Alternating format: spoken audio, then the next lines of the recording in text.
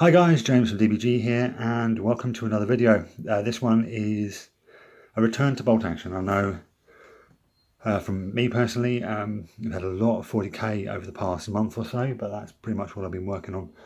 And now we're back onto other stuff and commissions, but this stuff, this is mine. I purchased these. I actually purchased this on eBay, and when you buy it from Warlord Games, you get this little fella with him.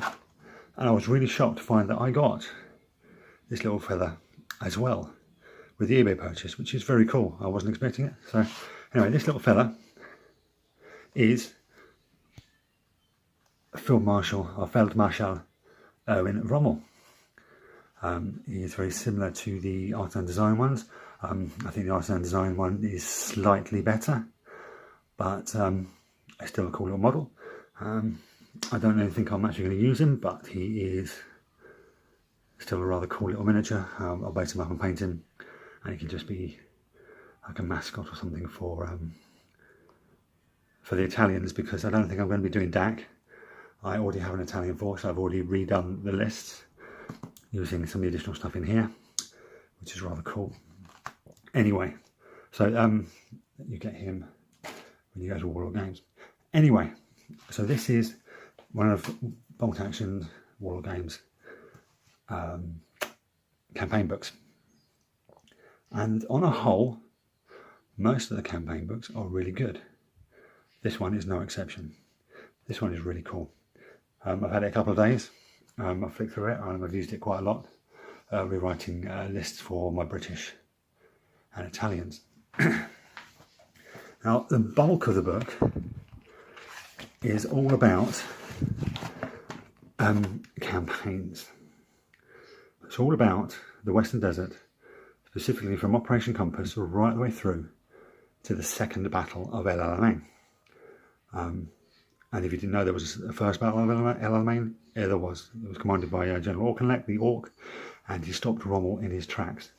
It's the thing that pretty much saved the 8th Army from total retreat and surrender into Egypt. But anyway, so we have Operation Compass. Then we've got Sonnenblume, Brevity and Battle Axe, Crusader, Gazala, Rommel's Great Victory, which is pretty much the thing that caused the massive retreat. And then El Alamein. So you've got the first El Alamein there, and the second El Alamein. There we go. And there's lots of cool stuff, and there's loads of cool scenarios. All these scenarios are pretty much, if you've got the forces for it, and you can do like linked scenarios throughout through gaming club or in the gaming evening or whatever. That's all well and cool, and there's some really cool stuff in there. I won't be going through that because I spend most of my time thinking about bolt action armies, building bolt action armies, painting other people's bolt action armies, and not actually playing a lot of bolt action, even though it's a very cool game. I don't get to play a lot of it, but I do love collecting the models and painting them, and obviously painting them for other people. I do like a good bolt action commission. Anyway, so if we stick right way through to page 84, I mean, if you look at this, some of the set pieces, the photographics are very cool. Look at that, you've got a Pack 38 there, you've got a Kate, which is the British ambulance vans, and you've got, there's loads of excellent stuff, and obviously scenarios and whatever. Anyway, let's go straight through to page 84. Oh, just to say, there is very good units, very good scenarios for raiders. So if you want to do SAS or the German Brandenburgers or the Italian Sahariana, I think they're called, which were the Italian version of the LRDG. There's obviously rules in here and scenarios for the LRDG SAS as well.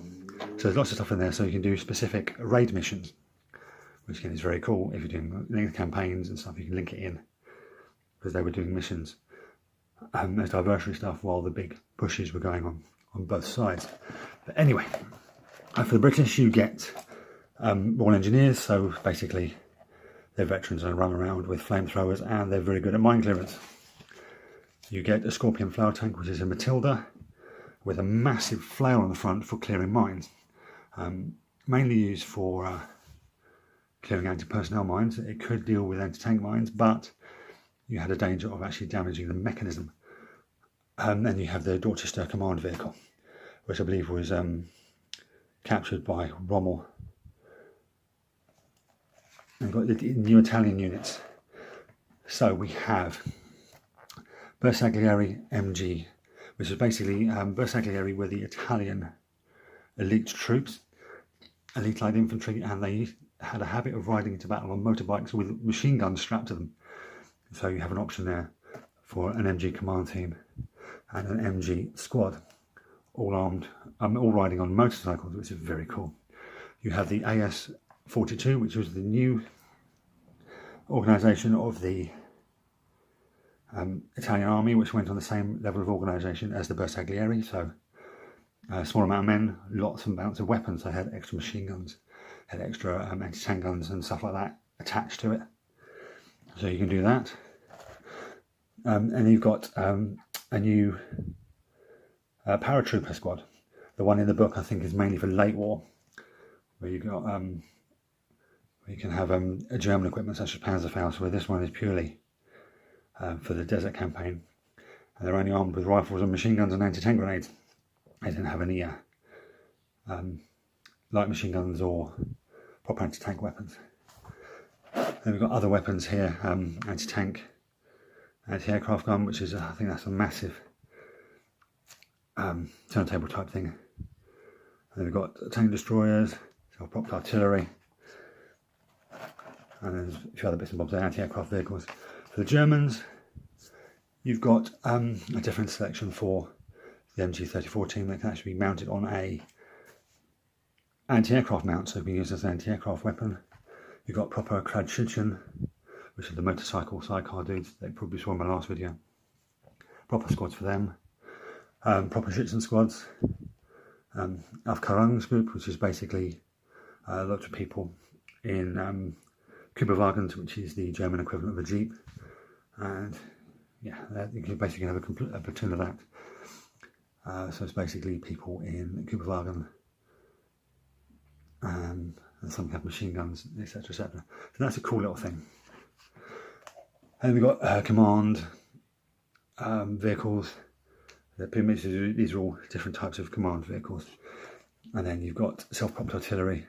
This is the range Schlepper, the one you saw in the previous video. Then there's a Diana, which is basically, I think it's a Panzer II with an Arbin cabin around it, with an even bigger gun strapped to it. And then there's additional rules here for the Panzer III G, H and J's, which had a slightly less powerful 50mm gun, and the one in the main rulebook represents a more powerful 50mm gun. So basically you can reduce the points and have -1 on your armour penetration, which is a nice little touch if you want to do something properly. And then there's, last but not least, a captured French weapons that they slapped onto onto German chassis and carriages and used them. Then we have theatre selectors. There are so many theatre selectors for everyone, and there's different ways of doing it. This is where that you'll find in some of the special deals that they've got on Warlord Games website, that people can have additional guns or additional vehicles. So in this one, you see you've got special rules. Sound of the guns, which is just down there. Basically, if the field artillery option is chosen, the platoon can also choose an additional 25-pounder light howitzer, and obviously you have to pay the points for that. And there's lots of other stuff in there like that. I won't go through all of it. You've got 1940-41 Armoured Brigade, 1942 Armoured Brigade, so that's going to be all the stuff with the A9s, 10s and 13s, backed up with the what are they called, Mark 6 light tanks. And obviously later on you can also add the Crusaders and Honeys, and this one is all about Grants and Shermans, obviously with Crusaders and Honeys in there, because Crusaders and Honeys basically went from 41 right way through to the end of the Desert War. And then we've got additional rules for the Commonwealth. So you can have national characteristics for Australians, South Africans, New Zealanders, and Indians. So there's lots of cool stuff in there. I actually like the New Zealand one. It's very good because you get additional bonus range for morale, which is 12 inches to 6. And you get the reduction of HE fire, so the reduction of pins for them. So I do like those. We've got the Italians. The Italians have got new special rules to represent what they learned and the way they were fighting further on in the war. So there's loads of stuff like that.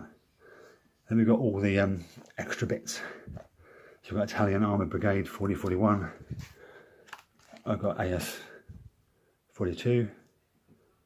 I've got Folgore, which are the paratroopers that held up the British advance at the Second Alamein so well. We've got Bersaglieri MG Platoon, which is the motorcycle dudes. We've got 1942 Armoured Brigade. Then we've got the Africa Corps, so we can do everything with the Africa Corps. So the Panzer Division Armoured Platoon 1941. You've got the Light Division. You've got the anti-tank gun platoon, which is basically a platoon made up of anti-tank guns. So it's very thematic. I wouldn't take it to a tournament, but if you're doing these link campaigns, it's very cool. You've got the Armoured Car Reconnaissance, which is basically all your SDKFZs, 222s and 231s with the 263 command vehicle and loads of other stuff like that. And it goes on and on and on. And then you get to this, the Free French Forces in the Western Desert, which I was kind of looking forward to, but I'm kind of, because I found some manufacturers other than Perry who do Free French, and they're more to the scale of Warlords, because Perry is true scale, so all a little bit smaller than you would, so you can't mix and match them with the stuff you would find from Warlord Games or any other manufacturers. So I found Artisan Designs do some French Royal Legion, and Crusader Miniatures do, they're called the Dragoons, but you can use them to represent pretty much the Vichy forces. Because not many French still carried the Adrian helmet who were fighting for the Allies. They were pretty much equipped by the British. So they had the British tin hat, as well as their own kepis and stuff like that. They didn't really have any French equipment. Anyway, you've got the Free French Forces. So you've got French Foreign Legion, you've got Senegalese, North African, and regular, which is pretty much made of North African people as well. You've got sappers, you've got marksmen. Their marksman is very different to normal. They're a single miniature, whereas normal people's are. You've got a marksman and a spotter. You've got all the usual stuff that you can use from the French book. And you've got these two new vehicles, the Dodge Tanaka and the Canon D75 Porte, which is basically a Dodge truck with an armoured sides and a low velocity anti-tank gun with a brain gun slapped to it. And this is basically a truck with a French 75mm artillery piece slapped to it as well. Both these are only available from what I've seen from Perry Miniatures, which means if you use them, you're probably better off using Perry Miniature. Perry Miniatures Free French Forces than anybody else's, because then the scales will kind of be together. And then some more bits. There's all the transports, and then some anti-aircraft vehicles, and then we've got the Special Forces and Western Desert Campaign. This is all stuff about the SAS and LRDG. All very cool. So it's all the usual stuff. The Jeeps and the Chevy trucks, and then you've got even more, and some more. And you've got the Italian, the Sahara Hana. Sahara, yeah, anyway, I don't speak Italian, and this is pretty much the same sort of layout. I don't know enough about these to start talking about them. Then you've got the infantry teams to go with them. And you've got the German. There's Kampfgruppe Hecker, which is the Brandenburgers and Special Forces. And then you've got heroes. So we've got Flying Officer CFC Lee. Now that is the actor Christopher Lee, who spent a lot of time in the Second World War doing secret and clandestine things, and he's a very cool man. We've got Jock Campbell, who gave his name to the Jock columns. Then we've got the Troop Sergeant Major Nobby Clark, who basically charged an Italian fortified position and made them retreat. I've got German Gunther Helm, I don't know who he is. And then we've got Italian, Tenete is Italian for lieutenant. So I believe he was, yes, he won the posthumous Medal of Honor while commanding a Sommervetti self-propped gun. So they were cool. And then we've got Special Rules, which is basically environmental stuff like different types of sand, different types of building, boulder fields, rock tracks, dust trails, dust clouds, climate effects such as dehydration and sand getting everywhere. We've got weather effect tables because in the desert it was very cold at night. We've got foxholes and trenches, etc, etc, etc. All in all, it's a very cool book with some very cool rules, some very cool artwork. I highly recommend it. If you're doing Western Desert, or you already have a bulk taxonomy which is Western Desert themed, then I highly recommend this book. It's a very good book. I've probably waffled on too much and you're probably not watching anymore. But yeah, it's a very good book. I do recommend it. Yeah, I don't know what else to say about it really. Yeah, so do all the usual stuff. Like and subscribe, do all the YouTube bits. Look us up on Facebook and Twitter and Instagram. Check out the affiliates, Goblin Gaming and White Shark Gaming. If you use the links in the description, you'll get some cool stuff and we'll get some cool stuff as well. And as usual, thank you for watching. I'll catch you guys next time.